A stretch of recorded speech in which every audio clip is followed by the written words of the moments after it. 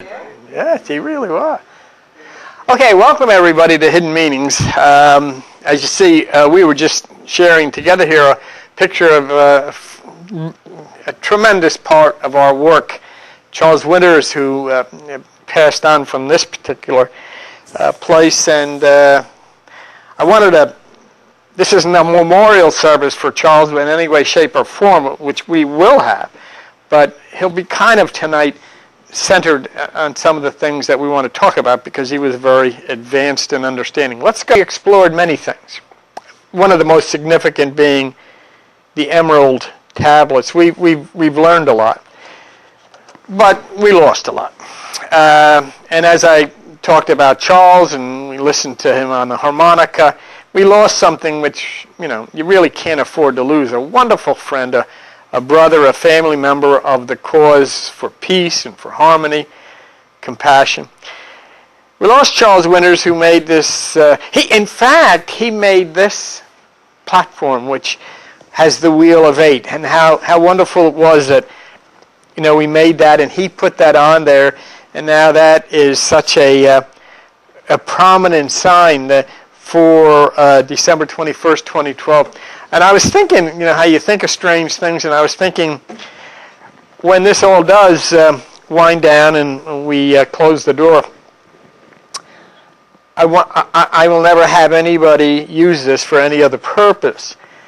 So I thought of what could be done, and if it's possible, I think I would like to take it to a fisherman who goes out to sea, maybe, and give it to the ocean.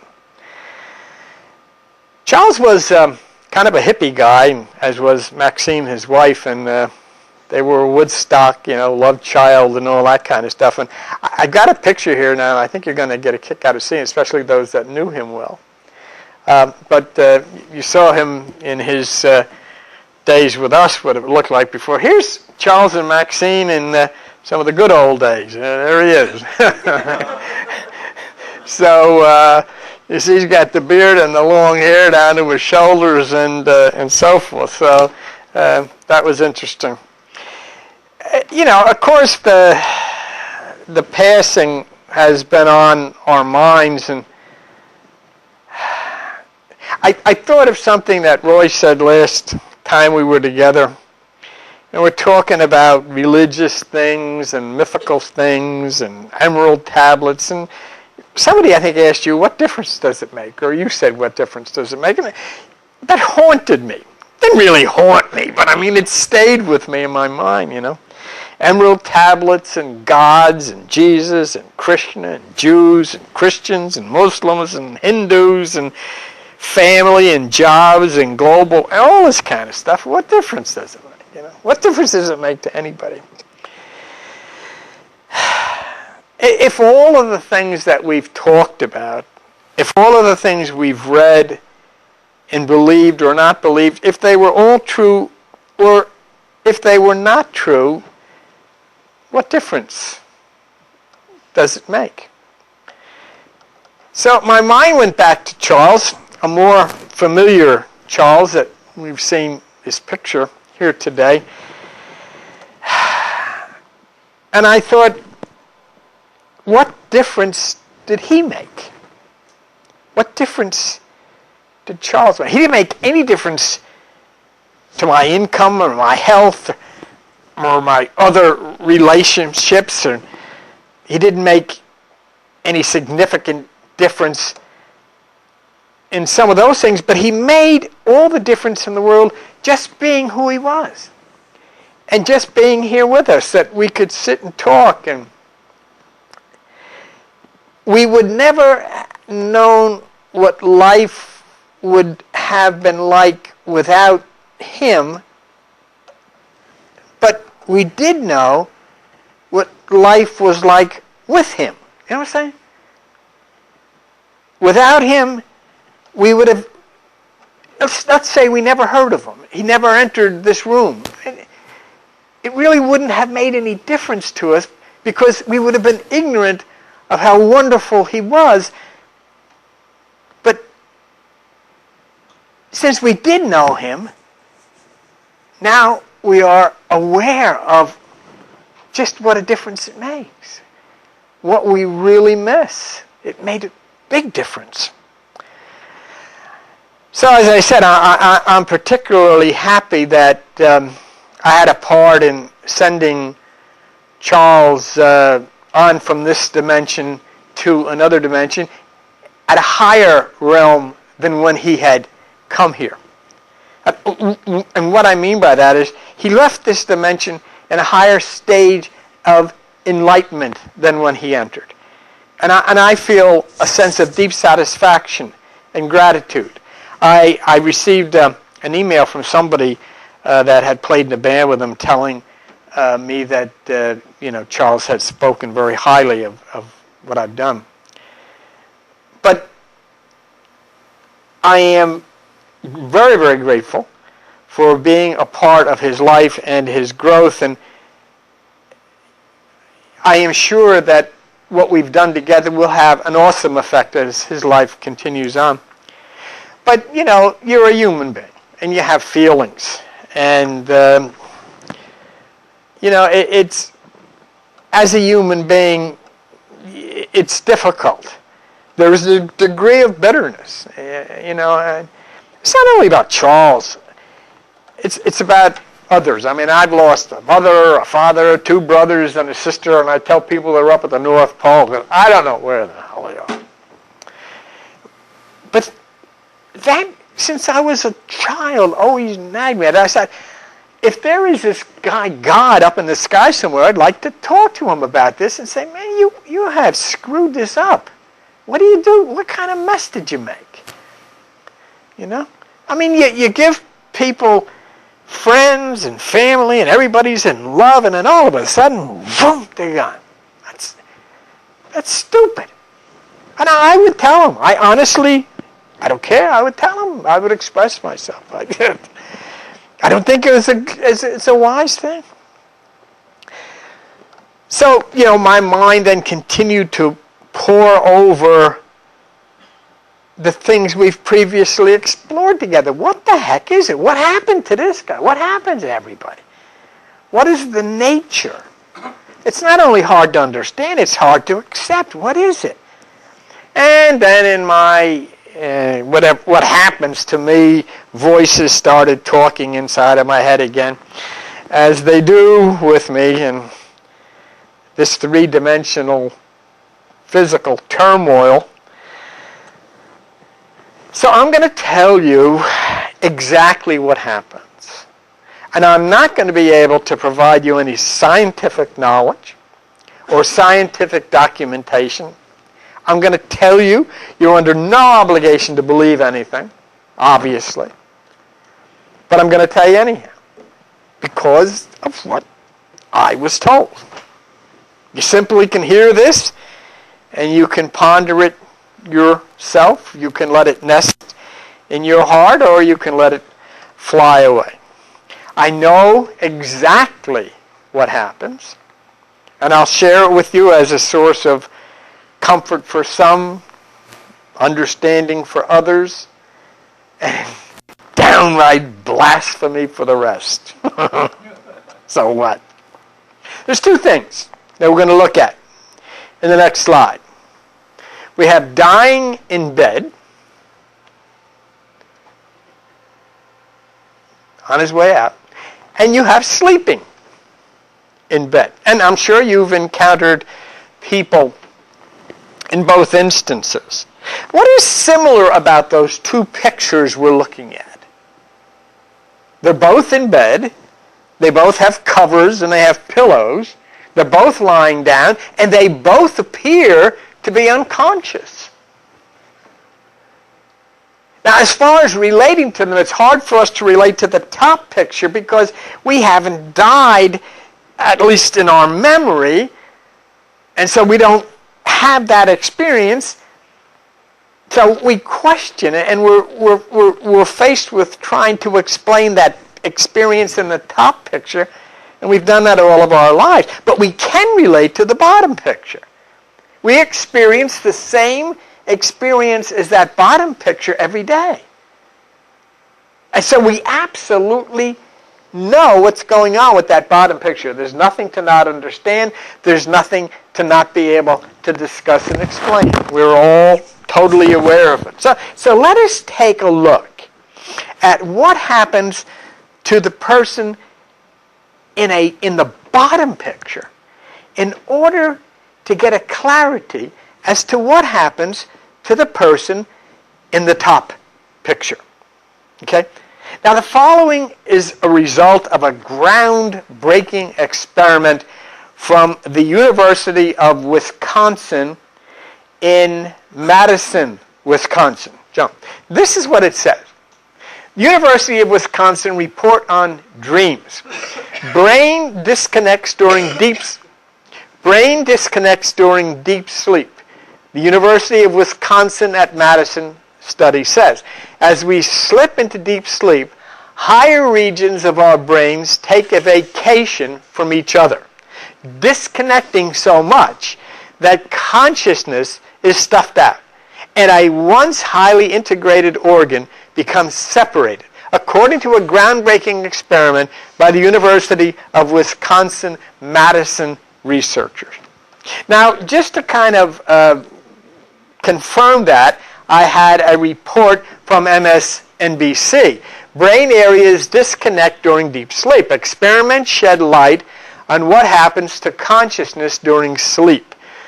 So what's the difference between consciousness and the lack of it? In the deepest part of sleep, the various nodes of your cranial internet all lose their connections. The brain breaks down into little islands that can't talk to one another, said the study leader Giulio Tonani of the University of Wisconsin at Madison. Okay? Now this happens to you every day of your life. When you sleep, the brain internet in your head loses all connections. It disconnects. Notice where it relates to a lack of consciousness. But in reality, and next that I see you next week, they did a study, a mathematical study, which is very interesting, and I will share it with you next week. The mathematical study said that the chances of you ever losing your consciousness, in other words, I am who I am inside of here, you all can say the same thing, I am me, you can say that, the mathematical chances of you losing consciousness ever is 0. Interesting. But this lack of consciousness that never happens is where we have to think deeply. Now, when you go to sleep, you experience different things. You see different people. It's very vibrant. You talk to people. You do things. Well, if you lost consciousness, then you couldn't do that. When you're so-called dreaming, you're aware of something and you're experiencing it. It is very clear and it is graphic. So you have to have consciousness when your body sleeps, and you know that for a fact. In other words, it is absolutely impossible to not have consciousness. I mean, your body is asleep, the brain has disconnected, and yet you're involved in all of these different things, meeting different people, doing different things, making plans, and all this. How is that possible? How could you possibly be asleep if all that's going on and you're aware of it? And that is really an interesting point to ponder. You never have been asleep. Never. And you never will be asleep because the photon does not sleep. So the point is, if your brain has disconnected, yet you have not lost consciousness because you're involved in all of these different things with different people and these dream things, say, you haven't lost consciousness. How was it? And think of this carefully. How was it possible for you to see those things? How is it possible for you to have talked with these people? How is it possible for you to have done all of these things when you were asleep? You couldn't be asleep. See? If your brain is disconnected, yet you've not lost consciousness, how is it possible? There is no brain connected here. We proved that with this. And yet you are totally awake, and your dream proves it. You're doing all kinds of stuff. You've flown in airplanes, you've ridden boats, you've gone to the store, you've talked to all kinds of crazy things. Not crazy, but all kinds of things when you were supposed to be asleep, but you weren't. If you were unconscious, then you could not have seen these things and met these people who you consider to be in a dream. So that means you're conscious, but your brain isn't working.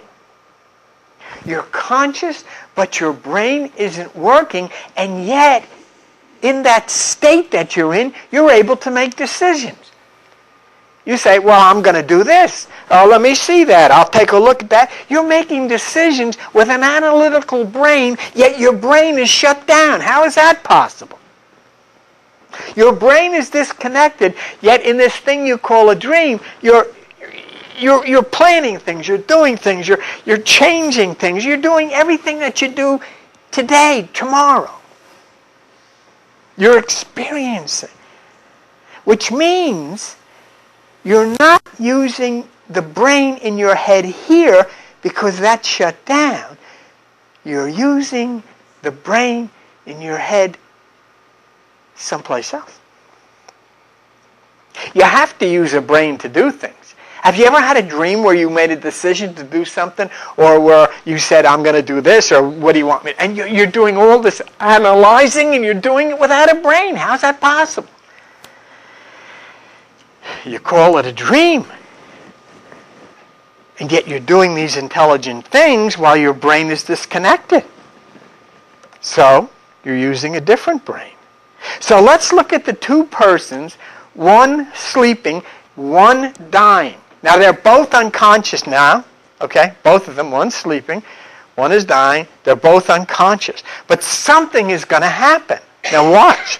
Watch what's going to happen. The one dying in bed, the brain is disconnected. It will not reconnect. The one sleeping in bed, the brain is disconnected, but it will reconnect. There's the difference and the only difference. Both of them are in bed. Both of them are unconscious. One will return to the body when the brain reconnects. This one cannot return to the body because the brain will not reconnect. But both of them are in what you would call the dream state. The difference is this person will continue. If he's in a car and he's driving to Florida, he will continue the trip. This guy is in the dream state. He's in a car, he's driving to Florida, but the brain reconnects and he's back here, and he never knows whether he got to Florida or not. In both instances, people are unconscious.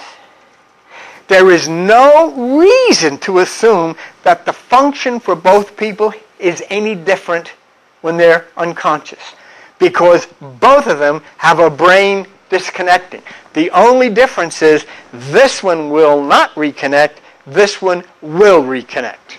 But at the time we see them here, neither of them are using the brain. And yet they're doing things somewhere.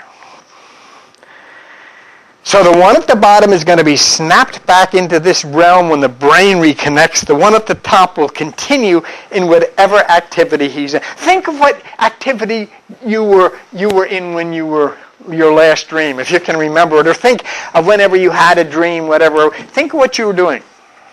If your body here dies, you just continue doing what you're doing. You're driving a car, you're going to the store, you're meeting with people. You just continue it. But if it's, on the other hand, you're sleeping, when your brain reconnects, bang, that situation, that experience you're having will stop And you'll say, oh, what a dream I had. So the person at the bottom is going to have some recollection of the activity that took place when the brain shut down. How is that possible? How can you have a recollection of something that took place when your brain was turned off? The person at the top just goes on. But since his present brain will not reconnect the guy at the top, he continues on in the activity. See? And he's continuing on in a life activity in a person who is a twin of his, and he never ever knows that his body here is dead, and it's no idea. All he knows is in his dream, he was driving to Florida, and now he's probably checking in at Motel 6 somewhere on his way to Florida. And he knows nothing about this whatsoever.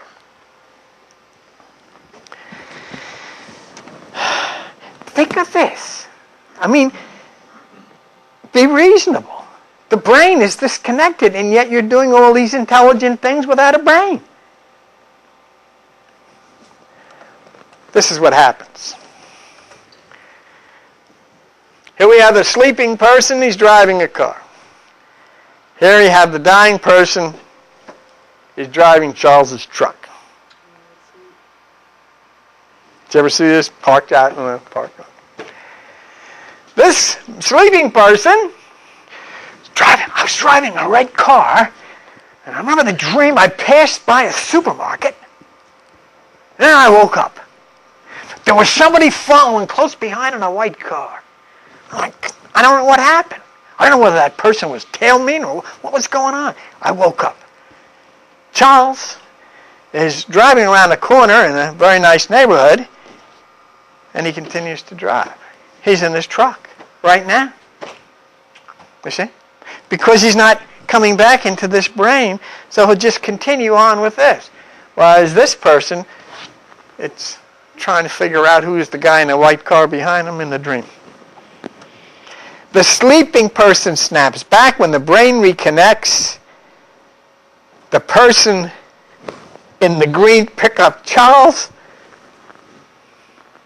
was driving a green pickup. He'll continue to drive it. So where is Charles in the green pickup truck going? Since the brain will not reconnect, there'll be no interruption of the activity, and he'll have no idea that his present experience would have been a dream. You see, this experience was a dream when he was dying. But when the brain shut down, it ceased to be a dream, and now it continues as a reality. This was his reality. This reality was just as real as this, but it didn't continue because the brain here reconnected. In other words, what we think is a dream is actually our continuing consciousness, which is interrupted when our brain reconnects. Now, what about Charles and his green pickup truck? I had a lot of trouble finding a pickup truck, but I did. He physically died. He had no idea that he died. He was lying in bed in Ware Town, dying and dreaming, and his dream was he was driving his truck down this street. Well, his brain didn't reconnect, so he continued to drive it. And he's in another dimension, going on in the same way, never realizing that this was a dream when he was here. It's because it's real. You, in another dimension right now, could be asleep in another dimension and dreaming that you're sitting here listening to me.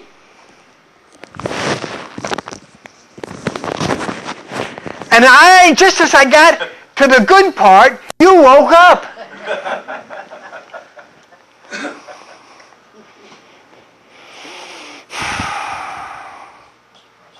So he drives his green pickup to the Hidden Meanings building, and he's going to do meditation. Now, isn't this interesting? You all have twins in the same thing. You all twins know Charles in the same way that Charles knows you. He's driving his green pickup truck to the hidden meetings to do the Tuesday night meditation. And you're going to be there. How could he be doing the same thing there that he did here? The reason is his atom twins had vibrated to other atoms, which were us, and we all came together. You remember the thing that freaked out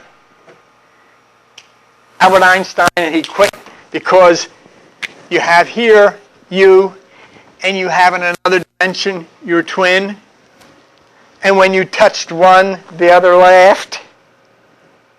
And Einstein said, I know it's true, but I'm out of here. I can't deal with this. Huh. Don't you see what happens here?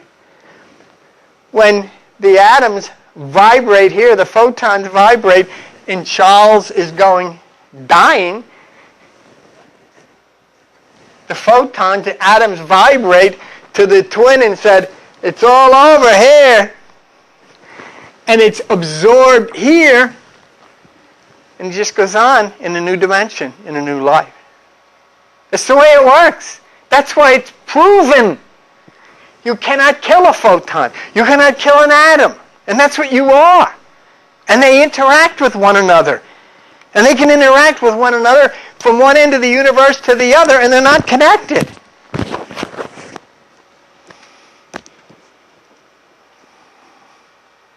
So our atom twins, and we all have atom twins, still vibrate, and they vibrate away from us, but all the vibrations continue, and the same people experience each other. Look, do you know how many copies of you and me there are? Let me show you how many copies there are.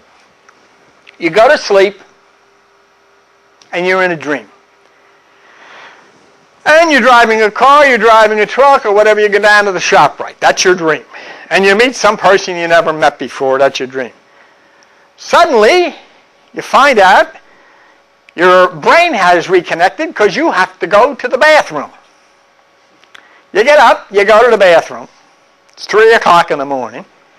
Now, that was a crazy dream I was having. You go back, you lay down, and you have a dream. And it's completely different. And it's different people. You're not driving a truck anymore. You're on a bus headed for Indiana. How the hell did that happen? 2 dreams, 2 times in bed, 2 times falling asleep, and completely different. Why? Because the atom that vibrated into the twin here now vibrated into this twin, through into another twin, and on and on and on and on it goes. And as Major Bowles said, where it winds up, nobody knows. So Charles continues in his green pickup truck. There's a picture. There it is. He's parked at his new house. This is Charles' new house where he lives now. Yeah, I got that picture. He sent me a picture. That's his new house. He's parked outside of his other house some way, just like you have your car parked outside of another house somewhere. But then the plot thickens. Charles is in this other dimension now. And he's going to go to bed tonight. And he's going to dream. He is going to dream. And when he dreams, his brain is going to shut down in that dimension, and he's going to wind up in another dimension. And if he dies here, now he's going to be here.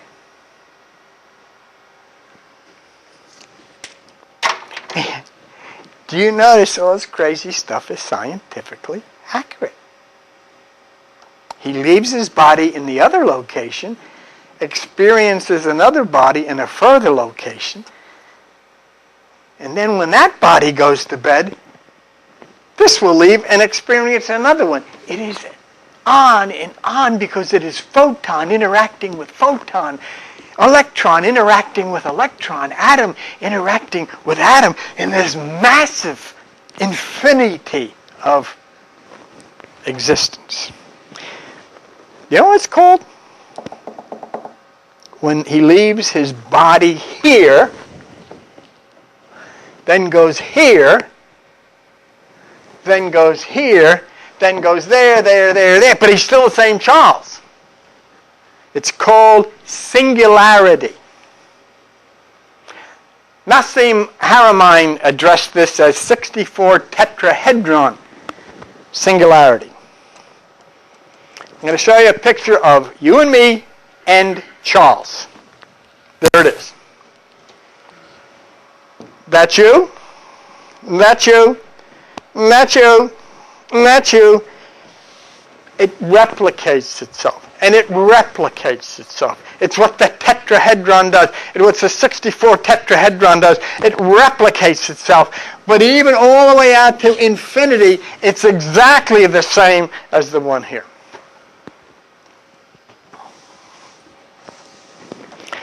Let us consider the smallest star tetrahedron as Charles.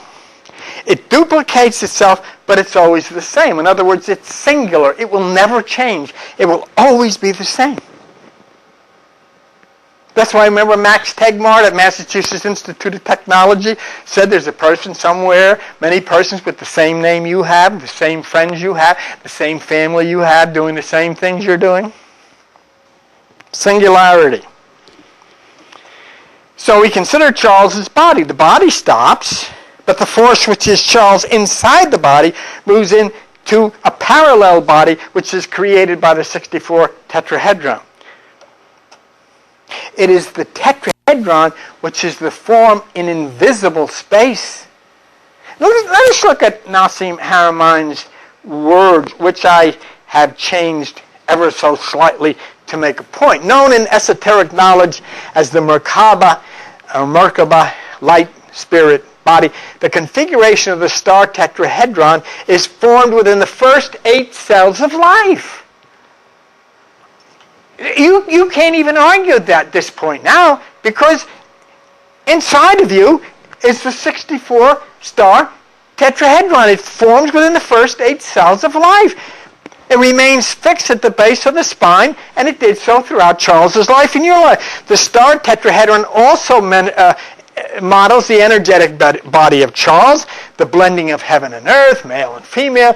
It's ubiquitous throughout nature because the 64 is the structure of the invisible. Where we think space is empty, there is the tetrahedron, and you have one inside of you. Or you may have many, I don't know. Now let's do something here. We know it self-replicates, we know it duplicates, and we're talking about all this wild stuff about you being here and there and here and there, everywhere. Impossible to die. If we can find the tetrahedron in the first 8 cells, then knowing it is there, we can be more positive about what we're discussing concerning the repeated duplication of our cells. There are many dimensions, and that's what this is about. Anyway, we have to prove that those 8 cells, or the first 8 cells of life, are there. And then we'll know, as the tetrahedron replicates, we'll know without a doubt that everybody you thought was dead is not only not dead, but you're talking to them right now. You have a special love, a mother, a father, a grandfather, an uncle, a child, a friend, whatever it is. Right now, somewhere, you're sitting down to dinner with them. Bruce loaned me, he's not here now, but he loaned me a book. And the funny thing was, I said, Bruce, I really don't have time to read any books now. And I do appreciate it. And he insisted. I said, all right. But I said, all right, give me the book. He gave me the book. This is the book. The Ancient Secret of the Flower of life. But I said, Bruce, I don't know when in God's name I'm going to get a chance to read it. But I thumbed through it before I fell off to Wonderland on the couch. And on page 189 and 190 of this book that Bruce forced me to take, I found what we needed. Here you'll see the downward triangle of the Star of David, or the tetrahedron. This is what we would call, for lack of a better word, God coming into us. This is the second part, the physical part of us looking up or coming in contact. And then the star tetrahedron is when that which is the higher, which has entered the body, connects to the lower. Let us take a look at the first 4 cells of your life. The very first 4 cells that happen in your body when you were a fetus. There they are. Do you see it? The first 4 cells form a tetrahedron. So, here we have that coming down. We got to get this coming up in there, so we got to get the star tetrahedron to replicate. Let's look at the completion of the 8 cells. And there it is. Can you see it?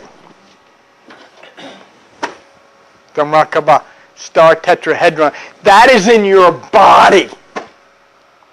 And it replicates itself. It is ready to take you anywhere in the universe.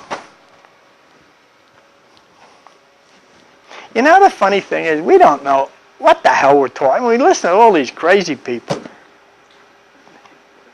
Go in and talk to the pastor about the star tetrahedron in his body. They have no idea. So here we've proved it. Because you're looking at the cell. You're looking at the tetrahedron. It's in your body. Now, we have scientific proof of the tetrahedron as the initial force of human creativity. This is what Nassim Haramein said from the beginning. Everything is based on that. That's your first 4 cells. Before anything of you, this is the first thing that happened inside of you, and this is the next thing that happened inside of you, which is the 64 star tetrahedron.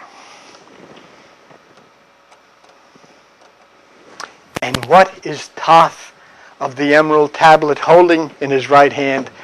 The star tetrahedron. Why? Because it's you and me. It's all life. As far as you may go out into the universe. It's what it is. The God of 8, from the city of 8, reporting to the commander of 8, holds that which makes you you. And in addition, he holds the cross and the single eye, which is connected to the commander, who we call Jesus, whose number in Greek is 888. So we're talking about the continuation of life, the self-replicating of ourselves, the replicating of Charles. In other words, the tetrahedron geometric pattern in the quantum field replicates and duplicates itself constantly all over the universe. That's you and me. There are many of each of us, and that's why we think it's a dream. Okay? In different locations, and it's different people each time. We are many, and we are active, and that's why when you dream, you have so many different experiences and meet so many different people that you never knew before. It's called entropy. Watch this one. Entropy. The tendency for all matter and energy in the universe to evolve toward a state of inert uniformity. Nothing goes in, nothing goes out. That 8-star tetrahedron in you does not need any help from within you. It does not need any help from without. It alone can create complex crystals from simple shapes. And this is from Science Daily. And the study elevates the role of entropy, which is the perpetuating and creating order. University of Michigan. Certain pyramid shapes, tetrahedron, can spontaneously organize into complex quasicrystals. See? Inside of you, that geometric cell replicates itself over and over again, and that's how you can be here and there and everywhere. Change takes place totally on its own. That's the nature of life. That's the nature of tetrahedron. So you have life, which is atom and cannot be destroyed, in the patterns of tetrahedron, which replicates itself, which means that the instant that Charles's body shut down here, he was active in another self with no knowledge whatsoever that he had died. In fact, he may be in his green pickup truck going to Hidden Meanings right now. You know, I'll tell you something, honestly. That kind of talk that I'm talking now always turned me off in my earlier years because there was never any substantive information to back it up. You have sat here and seen the tetrahedron cells in your own body. You don't need any faith. You can go and watch it under a microscope. It's a fact. Changing our bodies and changing our experiences just like you change your pants over and over and over. For those of you who really get into this and study it and want to continually study and for, make it easier for you, I'm going to give you a website that I feel is one of the better ones I've run across, and one that I think will fascinate you about this material. This is the website, www.johngowan.org. www.johnagowan.org. johnagowan.org.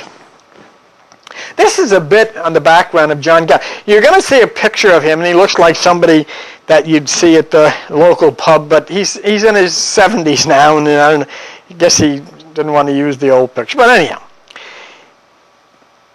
this is a bit of his background, and I find it fascinating, and I love it. I know this is what Charles really loved, and anyhow, John Gowan.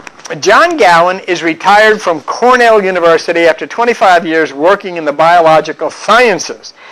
He now writes on general systems, gravity, unified field theory, on topics ranging from cosmology to Teilhard de Chardin to the fractal organization of nature. He finished his education at Cornell, majoring in general agriculture. He also worked for the departments of entomology, ecology, and systematics and floriculture, all at Cornell as a research technician. Go on to the next one, John. His late father, Dr. John C. Gowan, was a well-known author and researcher and professor of education at University, Northbridge in California.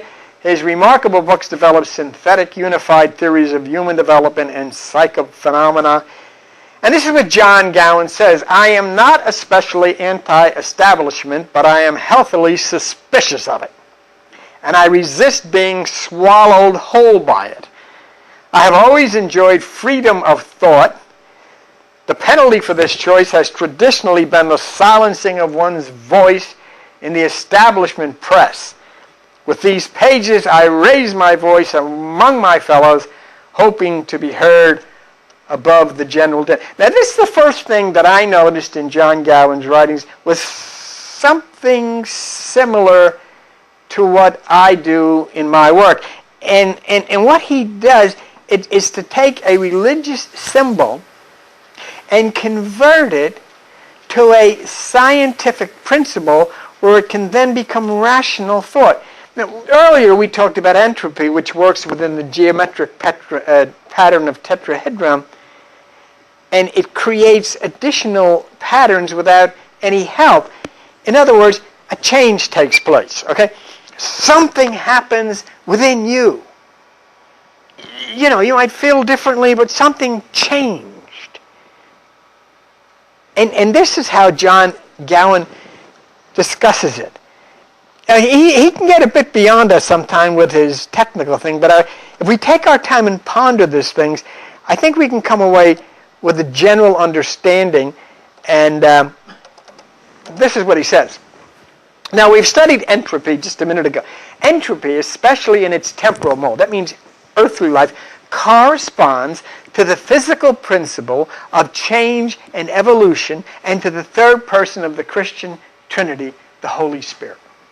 Isn't that interesting? In other words, the Holy Spirit is the activation of the 64 tetrahedron. I feel something coming over me.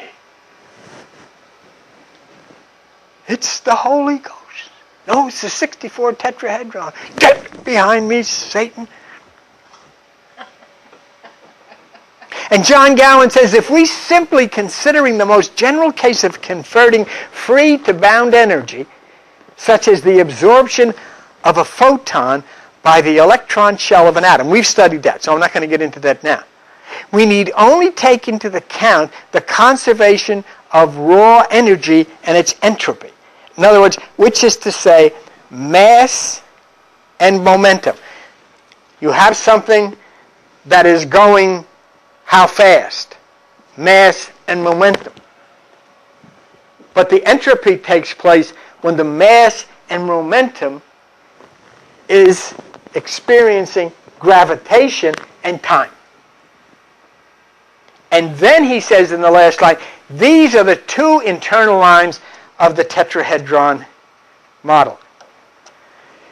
Now, we miss Charles. We miss others who have slipped into different dimensions, and we're trying to make some common sense out of what happened. But here, Gowan compares this entropy, this change that takes place with our religious connection to the Holy Spirit. I am born again. I'm a new person. All things have become new. Well, all of this kind of stuff is because of entropy. Something happens. A change takes place totally on its own.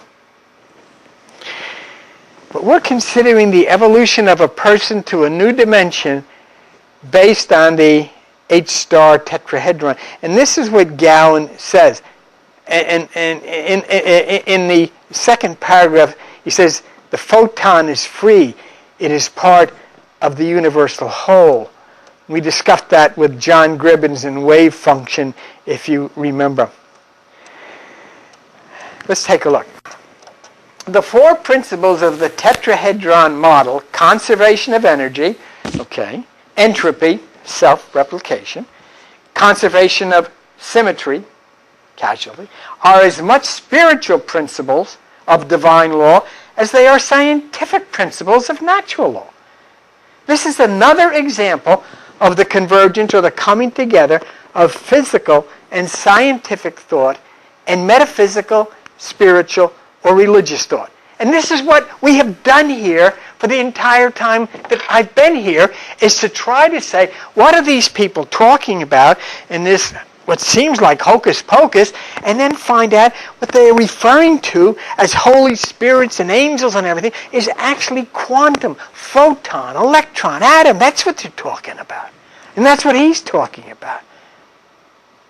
So the tetrahedron in Thoth, the principle of the eight-sided pyramid, Jesus is 888, all these things as tetrahedron, we begin to find as part of our creative replication to our eternal lives, our eternal existence. In discussing death after life, I'm not going to put this on the screen, I want to do it kind of, but I wanted you to just stay with me. Just watch me now for a minute. He says, John, what about death? He says, instinctively, my basic reaction is, why worry?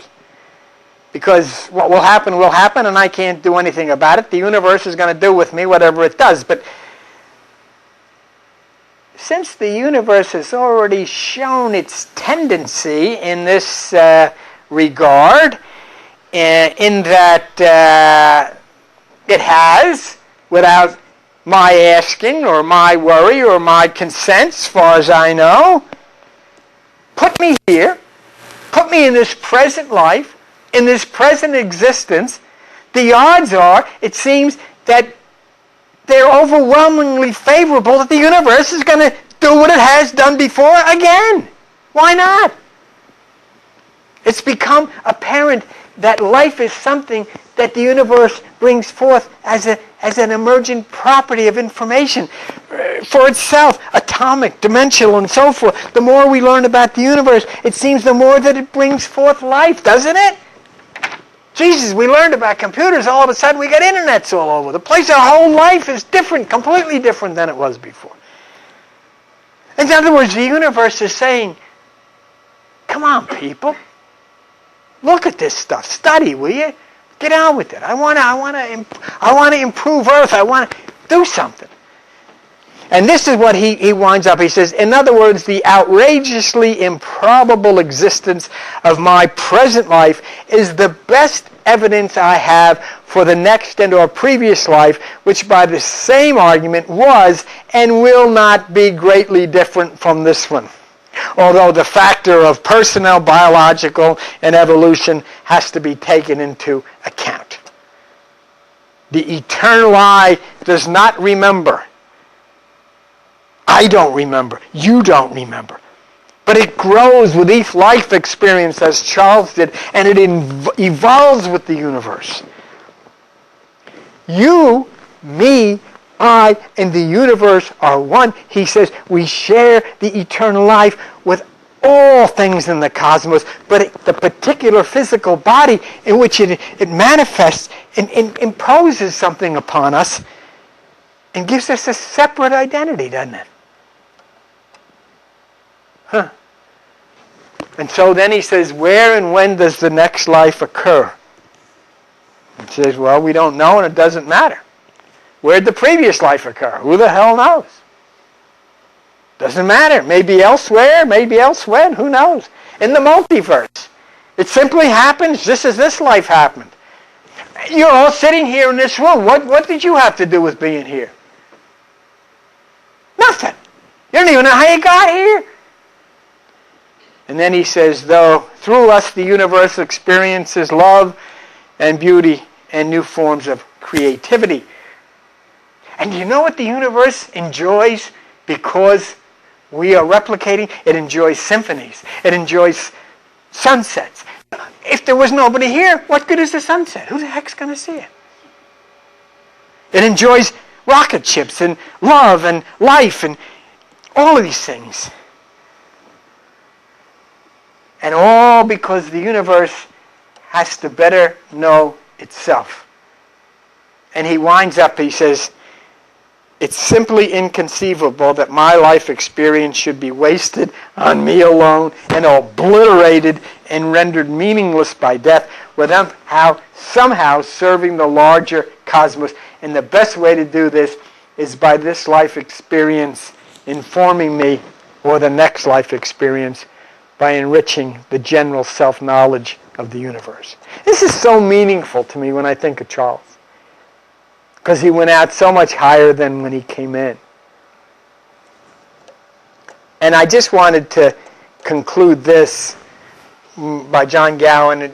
I think that we are part of the universe, part of its evolutionary venture of self-discovery. We cannot escape the universal principle of conservation, even if we wanted to. Is there life after death? We should ask instead, is there a universe after our death? Of course there is. And we will continue to be part of it, just as we have always been part of it. Biological death is necessary so that biological evolution may occur. But our identity transcends biology. Even the least elementary particle, the electron, bears a strictly conserved identity charge, the electron neutrino. If even an electron has an immortal soul, so do we. We live in a compound conservation domain, which will not let us go. We pass from one to the other as the universe evolves and grows, and we with it in an eternal cycle. Once again, Joan.